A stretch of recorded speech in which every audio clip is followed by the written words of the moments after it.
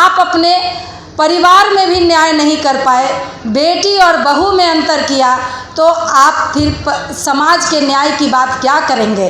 कि उन्होंने किडनी दिया भी है या नहीं दिया है, ये भी जांच का विषय है। अपराधियों का जवाब दिया गया है और कानूनी कार्रवाई की गई है। बिहार में किस तरह से बहनों की, बेटियों की बेइज्जती बिहार में हुई है, उसको पहले याद करें।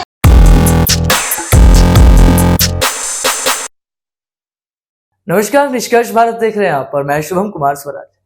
देखिए, रोहिणी आचार्य से तो आप सभी वाकिफ होंगे। जी हाँ, लालू प्रसाद यादव की बेटी और इस बार 2024 लोकसभा चुनाव में सारण लोकसभा सीट से आरजेडी की प्रत्याशी रोहिणी आचार्य पर निशाना साधते हुए बीजेपी की प्रवक्ता सहेली मेहता ने उन पर काफी गंभीर आरोप लगाए हैं। जैसा कि आप जानते हैं कि रोहिणी आचार्य ने अपने पिता श्री लालू प्रसाद यादव को किडनी दान किया और अब सहेली मेहता का यही आरोप है रोहिणी आचार्य पर कि वो इस किडनी दान को चुनावी मुद्दा बना रही हैं। जगह जगह जा रही हैं, चुनाव प्रचार में घर घर जा रही हैं और ये कह रही हैं कि देखिए, मैंने अपने पिता को किडनी दी है और ऐसी बेटी हर जगह होनी चाहिए, हर घर में होनी चाहिए, इसलिए आप मुझे वोट करें। सबसे पहले सहेली मेहता ने क्या कहा है, ये सुनिए। मंच पर बैठे हुए प्रदेश के प्रवक्ता आदरणीय कृष्ण कुंतल जी, प्रदेश के मीडिया सह प्रभारी एवं पैनलिस्ट पीयूष जी, सबसे पहले तो आप सभी का हार्दिक अभिनंदन करते हैं। आज हम सब आप सभी को आमंत्रित किए हैं कि सारण लोकसभा क्षेत्र के घोषित प्रत्याशी रोहिणी आचार्य जी को अपने क्रेज का घमंड हो गया है। उस क्रेज का घमंड कि एक सजा याफ्ता की बेटी हैं जो चारा घोटाले में कितने वर्षों तक वो जेल में रहे हैं और क्रेज ऐसा शो करती हैं जैसे कि किसी स्वतंत्रता सेनानी जो सीमा पर लड़कर और विजय प्राप्त करके आया हो। उनको इस बात का घमंड है और अपना क्रेज बहुत ज़्यादा बटोरने की कोशिश कर रही हैं कि वो एक ऐसे भाई की बहन है जो न नौकरी करते हैं न व्यापार करते हैं, फिर भी 350 करोड़ के मालिक हैं। वो इस चीज़ का क्रेज बटोरने की कोशिश कर रही हैं कि जिस सारण क्षेत्र में वो प्रत्याशी बनकर गई हैं, उन्हीं के परिवार ने सारण की बेटी को ही बहू बनाकर और पूरे घर ने मिलकर, पूरे परिवार के सदस्यों ने मिलकर शारीरिक और मानसिक प्रताड़ना कर जिसे घर से बाहर निकाल दिया। उसी सारण में लालू प्रसाद जी अपनी बेटी को स्थापित करना चाह रहे हैं, राजनीतिक रूप से इस क्रेज को बटोरने की कोशिश कर रही हैं। न जाने क्रेज को बटोरने के लिए कौन कौन सा हथकंडा अपना रही हैं। हमारे भारतीय संस्कृति में महिलाओं को लोग पूजनीय मानते हैं। बेटियों को लोग कहते हैं कि बेटा से ज़्यादा सेवा बेटियां करती हैं अपने माता पिता की, और सब करते हैं, भले ही पुरुष प्रधान देश हों। लेकिन बेटियां सेवा करने के बाद ये कहकर नहीं भंजाते रहती हैं कि मैंने पिता और माता की सेवा की।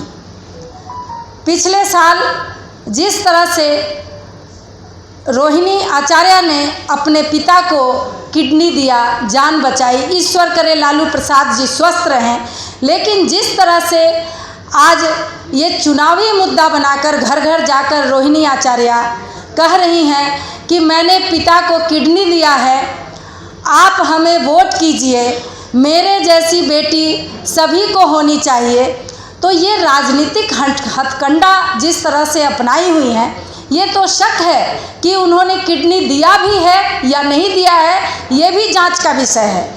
या इसको एक राजनीतिक साजिश समझकर कि हम राजनीतिक रूप से लॉन्च होंगे तो उसके लिए इस तरह का किया जाए, इस तरह का नाटक किया जाए, ये भी एक शक की बात है और ये जांच का विषय है।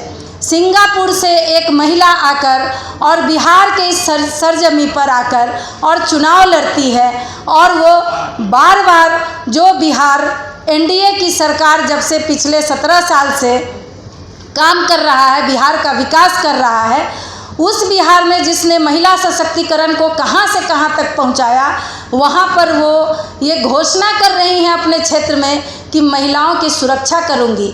अरे पहले अपने घर में महिलाओं को सुरक्षित रखिए, जो दूसरे की बेटी आती है तब आप समाज की बेटियों की सुरक्षा की बात करेंगे।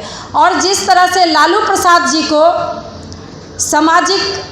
सामाजिक प्रणेता और सामाजिक न्याय के नेता कहे जाने वाले लालू प्रसाद जी, आप अपने परिवार में भी न्याय नहीं कर पाए, बेटी और बहू में अंतर किया, तो आप फिर समाज के न्याय की बात क्या करेंगे। जहां पारिवारिक न्याय की बात नहीं हो, वही उनकी बहू जो रो रो कर कह रही थी कि मैं भी तो यादव समाज की बेटी हूं। स्वर्गीय दरोगा राय जो बिहार में इतने प्रतिष्ठित नेता थे, उनकी वो पोती है। वैसी लड़की को भी इन लोगों ने घर से धक्के बाहर निकाल दिया और इन जालसाजों ने अपनी बेटी को उसी क्षेत्र में जाकर राजनीतिक रूप से स्थापित करने की कोशिश कर रहे हैं। सारण की बेटियां, सारण की बहुएं, सारण की माताएं इन लोगों के इस जालसाजी का और जिस तरह का नाटक ये लोग कर रहे हैं, इसका जवाब निश्चित रूप से सारण की जनता देगी। धन्यवाद। कह रही है कि तेजस्वी प्रसाद ने पानी पिला दिया है और इसलिए नरेंद्र मोदी बार बार बिहार आ रहे हैं। पी रहे हैं ना पानी। पिछले 2020 में पानी पिए थे, मुख्यमंत्री भी बन गए थे, उसके बाद क्या हालत हुई उनकी। पहले ये लोग सोचें कि किस तरह से अपनी 15 साल के कार्यकाल में बिहार में किस तरह से बहनों की, बेटियों की बेइज्जती बिहार में हुई है, उसको पहले याद करें। और हमारे एनडीए सरकार की तुलना अगर वो लोग करना चाहते हैं तो महिलाओं के क्षेत्र में, युवाओं के लिए, किसानों के लिए जो हमारी सरकार ने काम किया है, उससे वो तुलना करें पहले। तो कह रहे हैं कि बालिका गृह कांड जब से हुआ तब तो हम राजस्व में आने का जो भी अपराध इस बीच हुए हैं हमारी सरकार में, अपराधियों का जवाब दिया गया है और कानूनी कार्रवाई की गई है। बल्कि उनके जो 15 साल के कार्यकाल थे, चंपा विश्वास का बलात्कार उसी टाइम में हुआ था और उस समय सरकार से उन्हें संरक्षण मिला था। इसलिए उस काल में सरकार से संरक्षण मिलते थे अपराधियों को। आज हमारी सरकार है तो जो भी अपराध होते हैं उसके विपरीत कार्रवाई की जाती है उसके अगेंस्ट में। चलिए बहुत बहुत धन्यवाद। तो देखा आपने सहेली मेहता ने क्या कहा है। सबसे पहले तो उन्होंने ये कहा है कि रोहिणी आचार्य को अपने क्रेज का घमंड हो गया है, लेकिन उनको किस बात का क्रेज है पता नहीं, क्योंकि वो क्रेज बटोरने में इतना बिजी हो गई हैं कि वो भूल गई हैं कि वो एक चारा चोर की बेटी है। चारा चोर में उनके पिता कई साल जेल काट चुके हैं और वो ऐसा दिखाती हैं कि वो किसी स्वतंत्रता सेनानी की बेटी है जिनके पिता दुश्मनों से लड़ते हुए शहीद हो गए। वो एक ऐसे भाई की बहन है जो कि कोई काम नहीं करते, कोई जॉब नहीं करते, कोई व्यापार नहीं करते, फिर भी 350 करोड़ के मालिक है।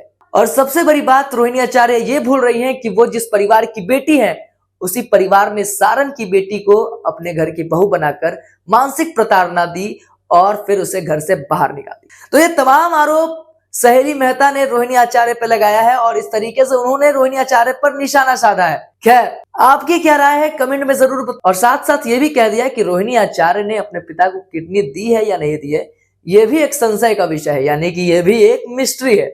खैर, आपको क्या लगता है कमेंट में जरूर बताएं कि क्या सच में रोहिणी आचार्य जो है अपने पिता को किडनी देने की बात को चुनावी मुद्दा बना रही है, या फिर बीजेपी कहीं ना कहीं रोहिणी आचार्य के इस क्रेज से डर चुकी है। जो भी आपकी जो भी राय है कमेंट में जरूर बताएं और ऐसे तमाम खबरों के लिए बने रहे निष्कर्ष भारत के साथ। खबर हमारी, निष्कर्ष आपका। धन्यवाद।